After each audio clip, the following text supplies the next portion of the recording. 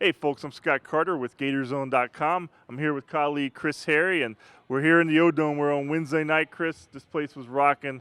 Gators, a big win over Auburn, came down to the end in somewhat same way it did at Kentucky, but the Gators won both of those games in the final minutes in a much different way. I mean, how good is this team getting at closing out these games that we've seen in the past, maybe where they've struggled with that? Well, last week they did it at Tennessee also, and it's funny because they did it the last three games on big Michael Frazier three-pointers when he wasn't really shooting that well, and he makes a big one to kind of be the catalyst for this team going down the stretch. But again, they were similar in that they had to close out the game. But I think you look at Auburn. Auburn came in with only 4 wins in the SEC this year. The game was 4 days after what was one of the biggest wins for this Gator basketball program since those back-to-back national championships. You go to Rupp Arena and you win for only the 9th time in history. There had to be kind of something of a hangover for this basketball team. Coming here, the comforts of playing at home in front of these crazy fans, great fans, another sellout. Rest of the games this year are sold out. But yeah, they did not play well, and yet they managed to come back, scratch, win the game. Auburn, to their credit, never went away, and they were giving Florida fits from the three-point line. But you got to give Florida credit for making shots down the stretch, making stops down the stretch, and making free throws down the stretch, because this team was not making free throws earlier in the season. They're making them in waves now. Yeah, the Gators overcame their biggest halftime deficit of the year at home, 8 points at halftime. A lot of nervous-looking folks here in the O-Dome, but I think partly because Patrick Young was kind of quiet in the first half. Second half, 17 points, ends up hitting 3 huge free throws in the final 19 seconds.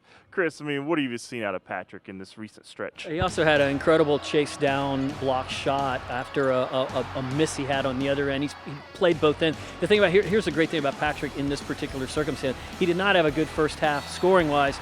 Did not affect him at all. He just kept playing. That's what this team talks about, keep playing.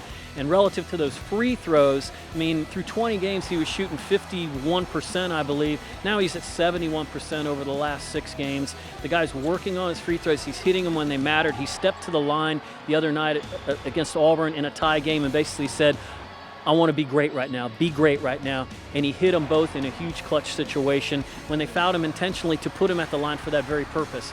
He's playing great. He's obviously taking care of business. He was named to the Academic All-America team this year. Patrick Young having a great season for the Florida Gators. Great finish to the end of his career right now.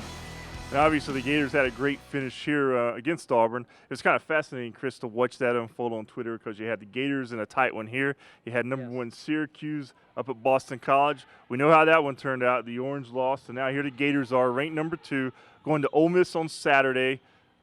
We all know what that means. If they win, they'll likely be number 1 in the polls, or at least have a good shot at it. But Billy D, he usually avoids that message. So what do you think his message is going to be to this team going into Oxford? Well, all he has to do is talk about three-point line. And this guy named Marshall Henderson for the Ole Miss Rebels knows how to make three-point shots. He was the MVP of the SEC tournament last year in Nashville by making three-pointers in Scotty Wilbekin's face.